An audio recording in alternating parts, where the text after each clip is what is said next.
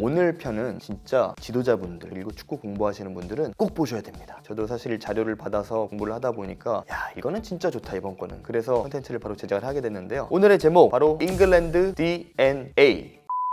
안녕하세요. 축구판 교육방송 축구판 EBS 의룡TV입니다. 잉글랜드 축구가 아주 잘 나가고 있습니다. 2017년에는 17세, 20세 피파 월드컵을 다 우승했고요. 그리고 작년에 있었던 러시아 월드컵에서는 무려 28년 만에 A대표팀이 준결승까지 올라갔었죠. 무엇보다 유럽 클럽 대항전에서도 챔스 유로파, 지금 프리미어리그 팀들 다 강세입니다. 지난 러시아 월드컵 기준으로 봤을 때 잉글랜드 대표팀의 평균 연령이 25살밖에 되지 않았어요. 굉장히 젊은 팀이었기 때문에 미래가 굉장히 기대되는 팀이었었는데 이번 3월에 유로 예선 때 소집 명단은 무려 23.7세로 더 젊어졌습니다. 물론 여기에는 산초 그리고 데클란 라이스, 허드슨 오도이 이런 10대 후반, 20대 초반 선수들이 가세하면서 연령층이 더 낮아진 효과는 있는데요. 또 무엇보다 사우스게이트 감독의 잉글랜드 대표팀은 이제는 전술적으로도 굉장히 유연한 모습을 보이고 있죠. 지난 러시아 월드컵 때는 사무이, 쓰리백을 바탕으로 견고한 축구를 냈다면 올해 들어서는 일단 작년 가을이죠. 우선 네이션스 리그를 시작할 때 무렵에선 주로 4-3-3을 활용하고 있습니다. 자, 잉글랜드 축구 부활의 원동력 바로 말씀드린 잉글랜드 DNA 프로젝트입니다. 그럼 잉글랜드 DNA 프로젝트가 도대체 뭐냐?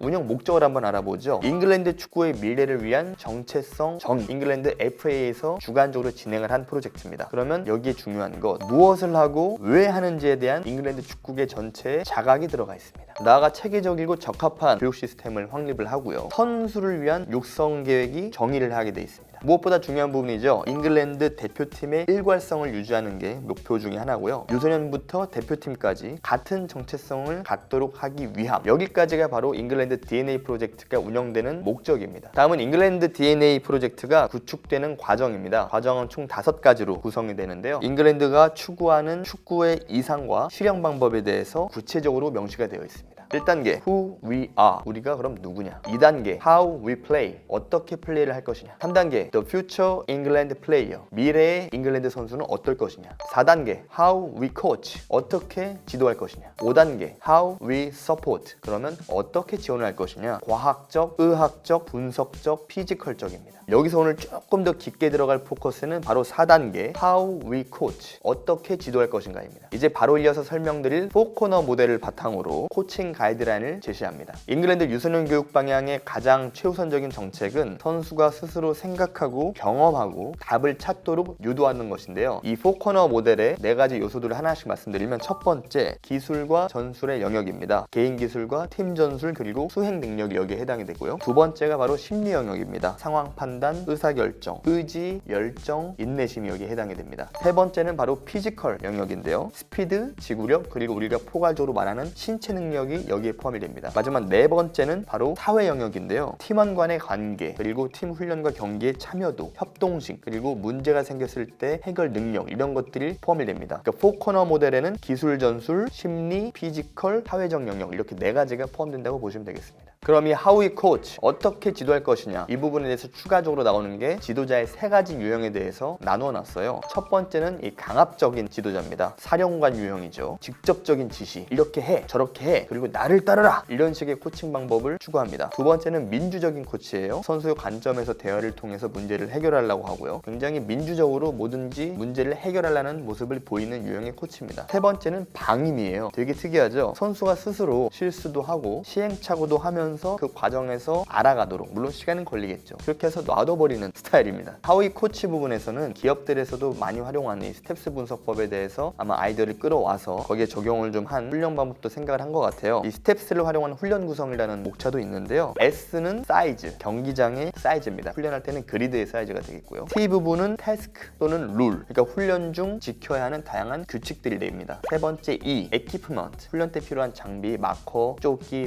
콘, 그런 것들이 되겠죠. 그 다음에 P 부분은 people 혹은 플레이어입니다. 선수의 숫자가 됩니다. 그리고 마지막 S는 스피드, 연령과 상황을 고려한 훈련의 스피드 조절입니다. 선수의 스피드가 아니고요. 지금 코칭을 얘기하는 부분이기 때문에 연령과 상황을 고려한 훈련의 속도, 어떻게 진행할 것인가, 쉬는 시간을 얼마나 줄 것인가, 그런 것들이 여기에 포함이 됩니다. 여기서 또 하나의 유형이 어떤 패턴으로, 어떤 방법으로 인해서 선수는 그러면 뱀을 얻는가. 첫 번째, 비주얼, 보는 겁니다. 그러니까 여기에 대해서는 작전판으로 뭔가 감독이 지시를 하거나 혹은 팀미팅 때 그림이나 영상을 통해 통해서 혹은 가장 중요한 데몬스트레이션, 훈련 중에 시범을 통해서 선수들이 배움을 얻게 되는 단계가 되겠고요. 두 번째는 어디터리, 듣는 거입니다. 설명을 듣고 훈련 중에 코치의 휘슬에 반응을 하고 팀 미팅에 대해서 이제 정보를 습득하고 이런 부분이 되겠고요. 세 번째가 리딩입니다. 읽는 거죠. 그러니까 지도자가 자료 같은 것들을 이제 문서로 텍스트로 주면은 거기서 선수가 이제 습득을 하는 부분이 되겠고요. 마지막 네 번째가 키네스테틱, 몸으로 하는 겁니다. 이거는 직접 실수도 해보고 직접적인 훈련 또는 플레이를 통한 경험에서 습득할 수 있는 배움이 됩니다. 잉글랜드 DNA 프로젝트, 하우이 코치, 가장 중요한 어떻게 지도할 것인가, 이 부분에 대한 핵심 가이드라인입니다. 잉글랜드 축구협회에서는 여기에 대해서 12가지 코칭 가이드라인을 아예 정해버렸어요. 첫 번째, 선수들과 함께 할 땐 늘 긍정적이고 열정적인 자세로 임해라. 두 번째, 훈련에서 실전 상황을 전달해라. 훈련은 훈련이지만 훈련 때 현장과 실전과 가장 가까운 시나리오나 뭔가 그런 그림들을 만들어 놓으면 선수들에게 도움이 되기 때문에 이런 것들을 설정하는 것으로 보이고요. 세 번째, 훈련할 때 선수들이 경기를 적극적으로 활용하여 선수들이 스스로 배우고 연습할 시간을 제공해라. 이 경기를 적극적으로 활용한다는 말, 이것은 이제 훈련 중에 진행하는 연습 경기도 되겠지만 스몰 사이드 게임, 5대5, 7대7, 8대8, 4대4 이런 모의 경기도 해당이 됩니다. 이런 부분을 통해서 실전에서 나올 수 있는 상황들을 많이 만들고 그로 인해서 실수도 많이 해보고 깨져봐야 실전 때 잘한다는 것이겠죠. 네 번째, 훈련 시 선수가 스스로 많은 결정을 할 수 있게 해라. 굉장히 중요한 부분이죠. 특히 이제 어린 선수들 육성 단계에서 밖에서 지도자가 리모컨 컨트롤, 야 이렇게 저렇게 하는 것보다 나도 보는 거죠. 일정 수준에서는. 그렇다고 해서 제 생각이지만 아예 유소년 단계에서 코칭을 안 하는 것도 문제긴 합니다. 그럼 선수가 너무 돌아가요. 다섯 번째, 훈련 전에 선수에게 훈련의 목적과 세부 타겟을 전달해라.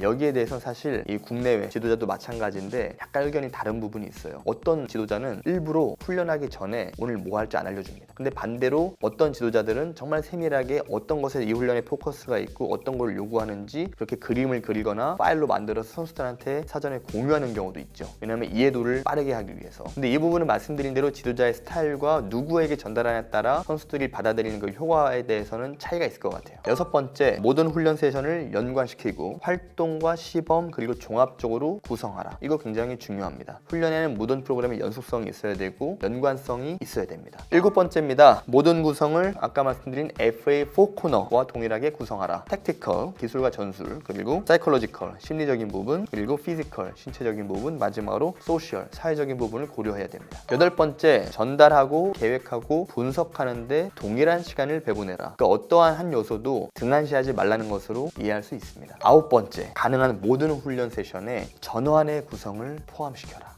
이거 굉장히 중요한 요소죠. 볼을 갖고 하는 모든 훈련 세션의 전환, 그러니까 공을 좌우로 전환시키고 이 개념이 아니고요. 공격과 수비, 공격했다가 뺏기면 바로 수비가 되고 수비했다가 공을 뺐으면 공격이 되잖아요. 이런 순간적인 전환 과정에 대한 축구에서 가장 중요하고 가장 많이 나오는 상황에 대한 요소를 꼭 포함을 시키라는 거죠. 열 번째, 실제 훈련 시간을 최대화하기 위한 방법을 찾아라. 보통 이제 성인팀들 훈련을 보면 90분 내외로 정리가 되고 조금 그날 훈련 한 세션이 좀 길었다 그러면 이제 120분, 2시간 내에 커버가 되는데 실제로 리얼 플레이 타임이 있듯이 경기 중에 스톱되는 시간도 있죠. 훈련 중에도 마찬가지고 물론 훈련 시간 때 세션마다 프로그램마다 잠깐 쉬었다 가고 물도 먹어야 되고 그런 시간도 필요합니다. 당연히 필요하고 당연히 중요하고요. 그런데 필요 없이 지도자가 설명을 길게 하거나 아니면 선수들이 이해를 못해서 훈련의 만족도가 완성도가 처음에 떨어지는 부분을 최소한 줄이겠다는 거죠. 이러한 방법은 앞서 말씀드린 미팅이나 혹은 미리 사전 정보를 전달해 준다던가 그런 방법을 어느 정도 해결할 수가 있습니다. 11번째입니다. 그룹과 개인의 니즈에 부합될 수 있도록 다양한 코칭 스타일을 활용해라. 아까 말씀드렸었죠. 코칭에 여러 가지, 지도자에 여러 가지 유형이 있다고. 자기 스타일의 하나를 꾸준히 밀고 가는 것도 중요하지만 때에 따라서는 선수들에게 자극도 주려면 이런 반복도 한번 해보고 저런 스타일도 한번 해보고 이런 것도 중요하다는 거죠. 마지막 12번째입니다. 가장 중요한 요소 중에 하나가 될 것 같아요. 모든 훈련 세션에는 최소 70%는 공이 항상 굴러가게 계획하라.